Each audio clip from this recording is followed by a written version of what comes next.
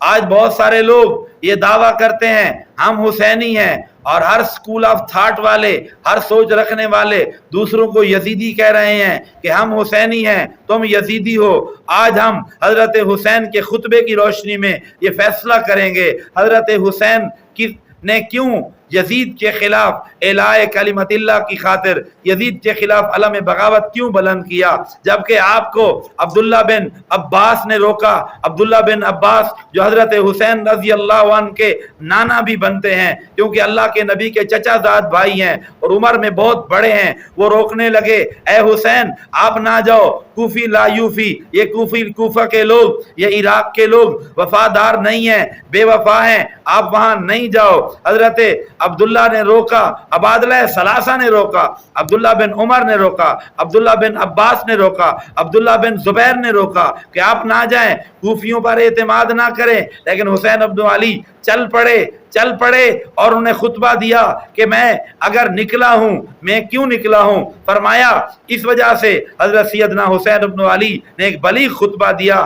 فرمایا انہم لازمو طاعت الشیطان، ان لوگوں نے شیطان کی اطاعت کو اپنے اوپر لازم کر رکھا ہے، وترکوا طاعت الرحمن، رحمان کی اطاعت کو چھوڑ رکھا ہے، واظہروا الفساد، انہوں نے دنگا فساد برپا کر رکھا ہے، واستاثروا بالفی، اور مال غنیمت کو، بیت المال کو ذاتی جاگیر بنا لیا ہے، اور فرمایا وعطلوا الحدود، انہوں نے حدود اللہ کو معطل کر رکھا ہے، وحللوا حرام اللہ، اور اللہ کی حرام کردہ چیزوں کو انہوں نے حلال کر رکھا ہے، وحرموا حلالہ، اللہ نے جن چیزوں کو حرام کیا تھا اس کو حلال، اور اللہ کی حلال کردہ چیزوں کو حرام کیا ہوا ہے، وَأَنَا أَحَقُّ بِالْغَيْرِ، اور میں نبی کا نواسا سب سے زیادہ حق رکھتا ہوں کہ اسلام کے اس نقصان کی کمی کو پورا کرتے ہوئے ان کے خلاف علم بغاوت بلند کروں۔ حسین نے یزید کے خلاف،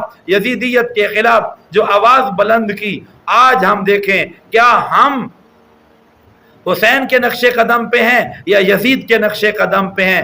حضرت حسین رضی اللہ عنہ کے خروج کی، حضرت حسین رضی اللہ عنہ کے یہاں سے نکلنے کی پہلی وجہ کہ انہوں نے فرمایا کہ ان لوگوں نے شیطان کی اطاعت کو لازم کیا ہوا ہے۔ آج ہم دیکھیں کیا ہم شیطان کی اطاعت نہیں کر رہے؟ کیا ہم نے رحمان کی اطاعت کو چھوڑا نہیں ہے؟ اور کیا آج ہم لوگوں نے زمین میں فساد برپا نہیں کیا؟ عدالتیں جھگڑوں سے، فسادات سے بھری ہوئی ہیں، روڈ پہ قتل ہو رہے ہیں، بدکاری عام ہے، گن پوائنٹ پہ ڈاکہ ڈالا جاتا ہے، گن پوائنٹ پہ موٹر سائیکل چھین لیا جاتا ہے، کیا آج فساد نہیں ہو رہے؟ اور کیا آج برسر اقتدار افراد وہ بیت المال کو ذاتی جاگیر نہیں سمجھ رہے؟ کیا آج اللہ کی حدود کی امپلیمنٹیشن ہے؟ اللہ کے حدود کا نفاذ ہے؟ کیا کسی چور کے آج تک ہاتھ کٹے ہیں؟ کیا کسی زانی کو سنسار کیا گیا ہے؟ اور کیا کسی کو جیسے قصاص کے احکام ہیں اس کے مطابق عبرت حاصل کرنے کے لیے اب یہ قصاص لیا گیا ہے؟ صورتحال ایسی ہے آج کہ مسلمانوں کی جان محفوظ نہیں ہے، مال محفوظ نہیں ہے، مسلمانوں کی عزت و آبرو محفوظ نہیں ہے۔ کیا آج ہم حسین کے نقش قدم پہ چل رہے ہیں؟ کیا ہم نے اللہ کی حدود کو نافذ کیا ہے؟ لوگ گاڑی روکتے ہیں، ڈاکو گاڑی روکنے کے بعد بندے کو بھی مار دیتے ہیں، موٹر سائیکل اور گاڑی بھی اس سے چھین لیتے ہیں۔ کیا یہ نہیں ہو رہا؟ ان کی سزا جو قرآن مجید میں آئی ہوئی ہے کیا وہ نافذ ہو رہی ہے؟ حضرت حسین رضی اللہ تعالیٰ عنہ نے فرمایا کہ میں یزید کے خلاف اس لیے نکلا ہوں کہ انہوں نے عطل الحدود، حدود کو معطل کر رکھا ہے، اور فرمایا حللوا حرام اللہ وحرموا حلالہ، حلال کو حرام، حرام کو حلال کر دیا ہے۔ کیا آج ہم نے سود کو جو سب سے بڑا حرام تھا کیا حلال نہیں قرار دیا ہوا؟ کیا ہماری معیشت سود پہ نہیں چل رہی؟ کیا ہماری معیشت سود پہ نہیں چل رہی؟ سودی نظام نہیں ہمارے ہاں رائج؟ تو ایسے حالات میں سود جس کو اللہ کے رسول کے ساتھ، اللہ اور اس کے رسول کے ساتھ اعلان جنگ قرار دیا گیا ہے، ہم وہ ترتیب چل رہے ہیں۔ اور سود کا نام پہلے پرافٹ ہوتا تھا، آج کل اس کا نام مارک اپ رکھ دیا گیا ہے۔ غیبت جسے حرام کر دیا گیا، کیا ہمارے مجلسیں، محفلیں، ہماری بیٹھکیں غیبتوں سے پر نہیں ہیں؟ غیبت کو حرام قرار دیا گیا، لیکن غیبت عام ہے، اور غیبت کا نام، غیبت جو حرام تھی ہم نے اس کو گپ شپ کا نام دے کے کیا حلال نہیں کیا ہوا؟ سود کو مارک اپ اور پرافٹ کا نام دے کے ہم نے حلال نہیں کیا ہوا؟ رشوت کو چائے پانی کا نام دے کر ہم نے حلال نہیں کر رکھا؟ اور بے حیائی، فحاشی، عریانی، بے دینی، بے ضمیری کو کیا ہم نے ماڈرنزم کا نام دے کر، نئی روشنی کا نام دے کر کیا ہم نے اس حرام کو حلال نہیں کیا ہوا؟ اپنے گریبانوں میں جھانکنے کی ضرورت ہے، اپنے من میں ڈوب کر پاجا سراغ زندگی، تو اگر میرا نہیں بنتا نہ بن، اپنا تو بن۔ آج ضرورت ہے سیرت حسین اپنانے کی، حضرت سیدنا حسین رضی اللہ تعالیٰ عنہ کے کردار کو اپنانے کی، آپ کے کردار، آپ کی گفتار، آپ کے جذبے کو اپنانے کی ضرورت ہے۔ اللہ رب العزت سے دعا ہے اللہ تعالیٰ ہمیں سیرت حسنین، سیرت حسن، سیرت حسین پر چلتے ہوئے ہمیں اللہ رب العزت ایمان والی غیرت نصیب فرمائے، حیا نصیب فرمائے، پردہ نصیب فرمائے۔ باقی کوفی غداروں نے جو غداری کی، خیمے جو جلائے گئے، اس کی بہت ساری وجوہات ہیں۔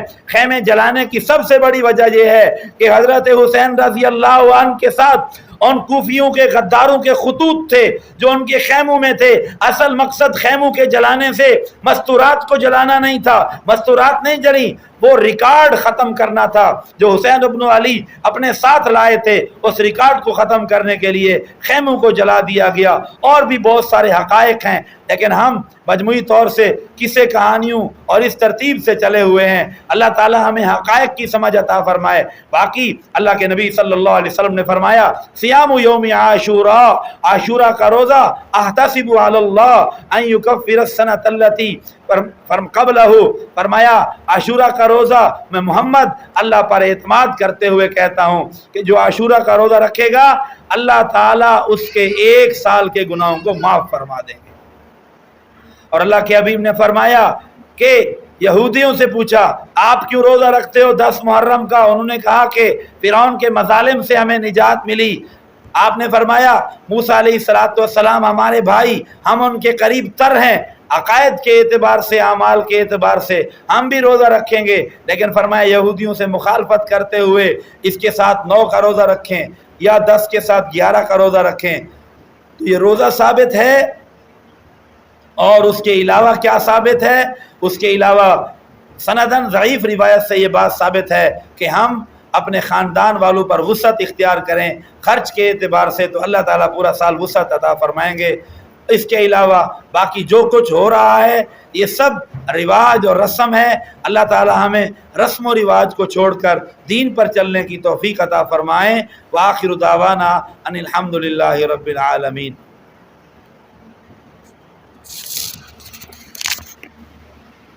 دعا کر لیجیے۔ الحمدللہ رب العالمین، الصلاۃ والسلام علی اشرف الانبیاء والمرسلین، ربنا تقبل منا انک انت السمیع